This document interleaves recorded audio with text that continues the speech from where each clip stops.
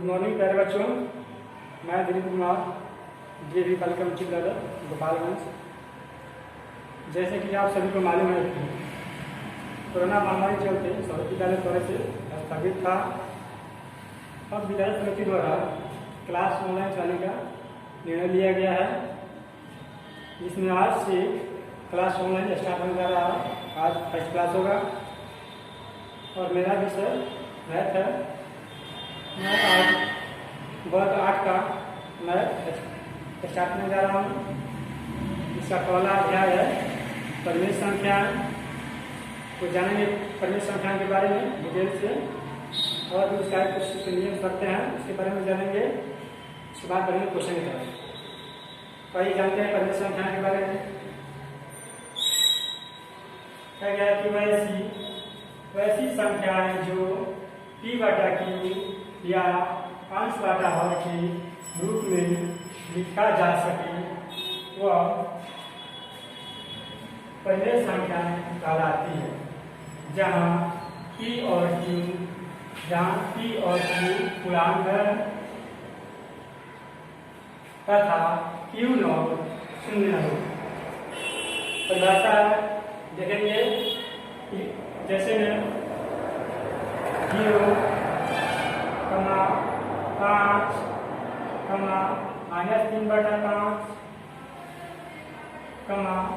-7/12,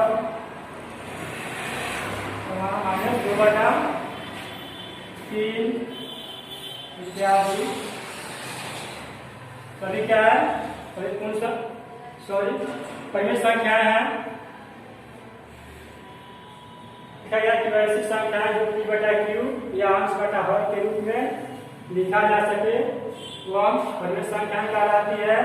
जहाँ p और q पूर्णांक है तथा q0 शून्य है। जैसे 0, 5, -3/5, -7/12, -2/3 इत्यादि। सभी क्या है? सभी परिमेय संख्याएं हैं। दूसरा नियम है क्रम विनिमय नियम।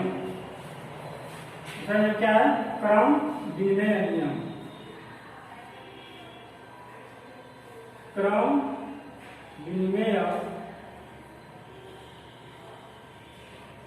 नियम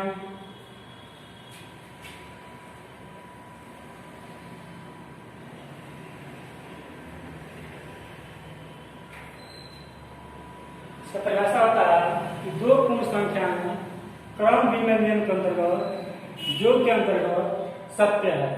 जैसे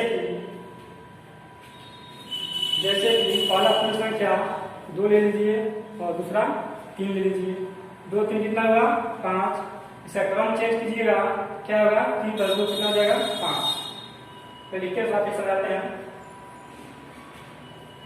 2 पूर्ण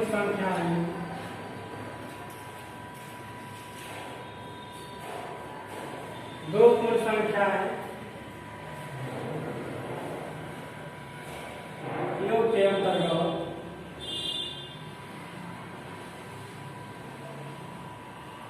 दो पूर्ण संख्याएं योग के अंतर्गत क्रम विनिमय नियम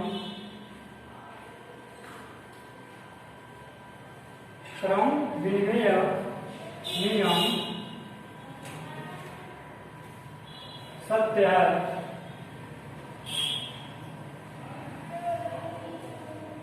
अर्थात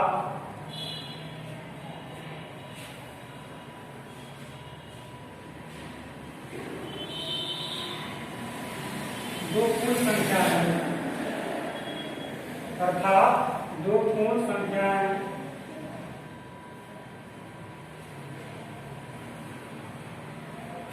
A,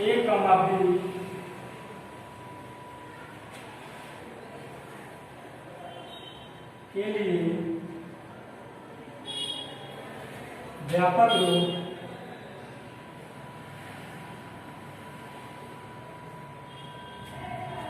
A + B × B + A है।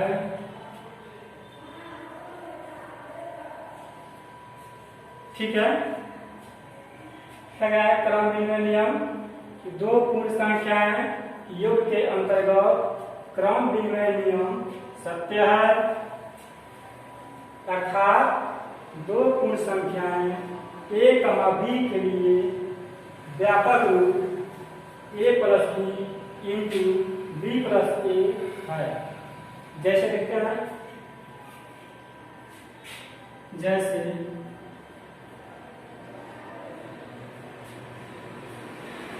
a बराबर 2 मान लेते हैं पूर्ण संख्या और b बराबर 3 मान लेते हैं। ठीक है, देखेंगे इसके व्यापक रूप के अंतर्गत क्या है a प्लस बी प्लस ए। ठीक है, यहाँ बराबर होता है तो यहाँ बराबर होगा।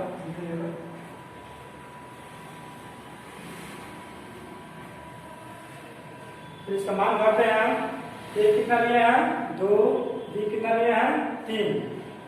देखते हैं इसका मान बराबर आता है कि नहीं। a कितना है 2, b कितना है 3 बराबर b कितना है 3 और a कितना है 2। कितना हुआ 2 3 5 बराबर 3 2। अर्थात इससे यह स्पष्ट होता है कि कोई भी दो पूर्ण संख्याएं जो के अंतर्गत सत्य है जबकि उनके क्रम को अदला बदली करने पर उनके मान में कोई परिवर्तन नहीं होता। जैसे मान लीजिए हम आंकते हैं a प्लस बी, ठीक है, और यहाँ से क्रम चेंज हुआ है, पहले b आया है फिर प्लस a आया है। ठीक है, तो a का मान कितना है 2 है, b कितना है 3 है, फिर यहाँ b कितना है 3 है और a कितना है 2 है। यानी इसका a का स्थान है, ये b का स्थान है। अब यहाँ पे b का स्थान ले लिया और यहाँ पे a का स्थान लिया, इससे क्रम चेंज हो गया। तो इसी को कहते हैं क्रम विनिमय नियम, जिसमें क्रम चेंज होने के बाद उसके मान में कोई परिवर्तन न हो, उसका मान बराबर आवे, वह क्रम विनिमय नियम कहलाता है। जैसे आप देख ही रहे हैं कि इसका क्रम चेंज हो रहा है, यहाँ पे a का मान 2 है, इसमें क्या रहा है a का मान आ रहा है यहाँ पे, b का मान 3 है, कितना आ रहा है फर्स्ट में, यानी 2 3 5 और 3 2 5। इससे क्रम चेंज होने के बाद इसके मान में कोई परिवर्तन नहीं हो रहा है, इसलिए क्या है क्रम विनिमय नियम के अनुसार सत्य है। ठीक है, दूसरा नियम था। तीसरा नियम आपका है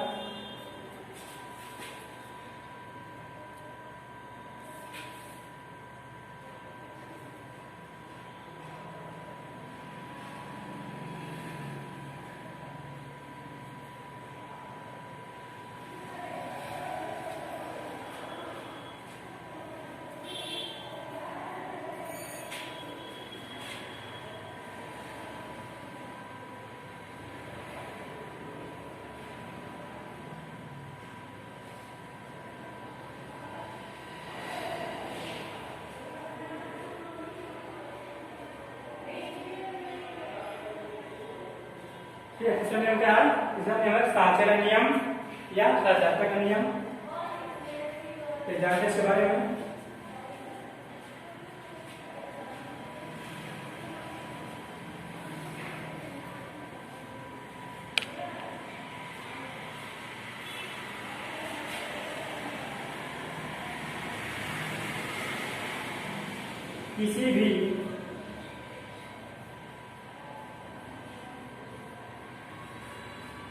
किसी भी तीन पूर्ण संख्या में, किसी भी तीन पूर्ण संख्याओं के लिए,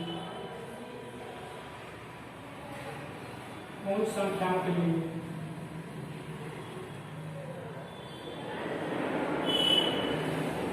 किसी भी तीन पूर्ण संख्याओं के लिए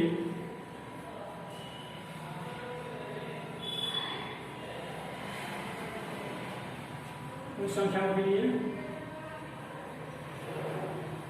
योग का साहचर्य नियम योग का साहचर्य नियम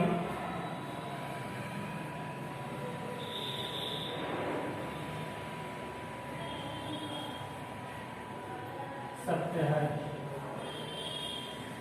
क्या योग का साहचर्य नियम सत्य है, जहां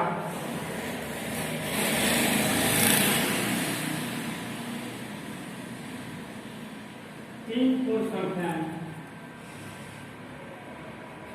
जहां तीन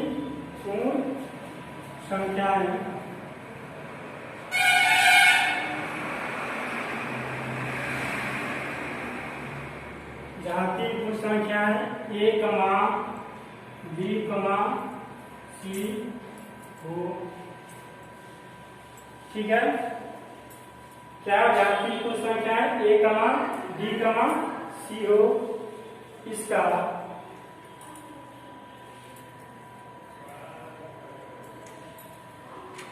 व्यापक रूप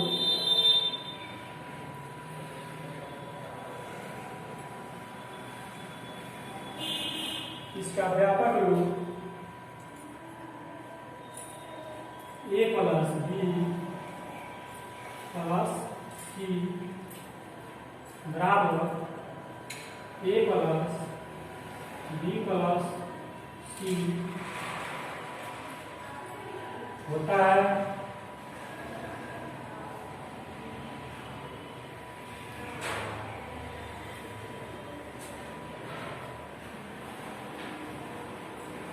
ध्यान दीजिएगा, किसी भी तीन पूर्ण संख्याओं के लिए योग का साहचर्य नियम सत्य है, जहां तीन पूर्ण संख्याएं ए कमा बी कमा सी हो, इसका व्यापक रूप ए प्लस बी ब्रैकेट में प्लस सी बराबर ए प्लस फिर ब्रैकेट में बी प्लस सी ब्रैकेट बंद होता है। ठीक है, ये इसका व्यापक रूप है, इसका साहचर्य नियम का। अब जानते हैं, ये देते हैं एग्जाम्पल लेते हैं,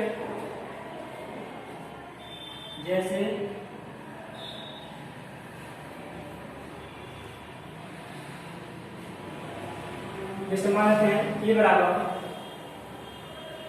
3 बी बराबर 5 बराबर 8। ठीक है, तीन पूर्ण संख्या का मान लिया, क्या क्या है, ए बराबर 3 बी बराबर 5 और सी बराबर 8। तो क्या देखेंगे इसके व्यापक नियम के अनुसार सत्य है या नहीं। चलिए देखते हैं।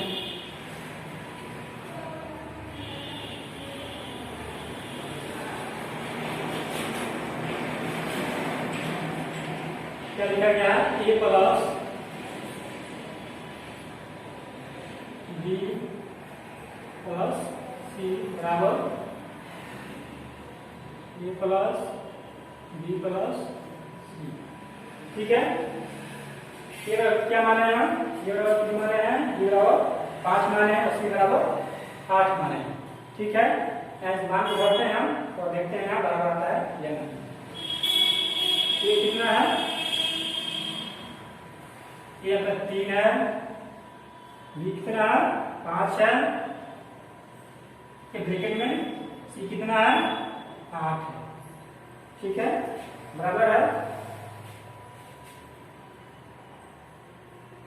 लिखा गया कि ब्रैकेट के बाहर है, ये कितना है 3 है, प्लस ब्रैकेट में लिखेंगे ये कितना है 5 है और सी कितना है 8 है। चलिए इसको बात है, एक स्टेप और बात है आगे, इसको कितना हुआ 3 और 5 8 और कितना प्लस का 8 है, प्लस का 8, ये बराबर है 3 है प्लस कितना हुआ 8 5 13 और लगाते हैं, एक स्टेप और लगाते हैं, कितना 8 8 16 कितना 13 3 16 यानी यहाँ दोनों मान बराबर है ना, यहाँ बराबर 16 बराबर 16। चलिए यहाँ देखेंगे कि किसी भी 3 पूर्ण संख्याओं के लिए योग का सार्थक नियम सत्य है जहाँ 3 पूर्ण संख्याएं a, b, c हो। इसका व्यापक क्या होता है a प्लस b ब्रैकेट में a प्लस c बराबर a प्लस ब्रैकेट में b प्लस c। ठीक है, एग्जाम्पल के तौर पर दिए हैं जैसे कि है a बराबर 3 b बराबर 5 और c बराबर 8। ठीक है, और इसका व्यापक क्या दिए हैं a plus b plus c बराबर a प्लस ब्रैकेट में b प्लस c। इसका मान भर रहे हैं आप, ध्यान दीजिएगा। a कितना है 3 है, b कितना है 5 है और c कितना है 8। ठीक है, बराबर है, बराबर किया गया। फिर ध्यान देंगे आप क्या है a कितना है, तो यहाँ पे a 3 है प्लस है, b कितना है 5 है, कितना है 8। ठीक है, चलिए कितना वापस 3 और 5 8 हो गया, प्लस का 8 है। ठीक है, बराबर है, बराबर लिख दिए हैं 3 है प्लस 3 प्लस कितना 8 5 13 लिखा गया। फिर इस पर इस पर आगे 8 8 16 और 13 3 16 यानी क्या है दोनों बराबर है ना, बिल्कुल दोनों बराबर है। वही यहाँ दर्शाया गया है a प्लस b ब्रैकेट में प्लस c बराबर a प्लस ब्रैकेट में b प्लस c। क्या है ये सार्थक नियम है। ठीक है, उम्मीद करता है कि अच्छे से आप लोग समझे होंगे। ठीक है, वीडियो एक अलग समझ आया तो दोबारा देख सकते हैं समझने के लिए। और इस वीडियो में इतना ही, फिर देखेंगे नेक्स्ट वीडियो में इसके आगे का फॉर्मूला, एक दो और फॉर्मूला इसमें बाकी है, उस बात पढ़ने क्वेश्चन की तरफ। तब तक के लिए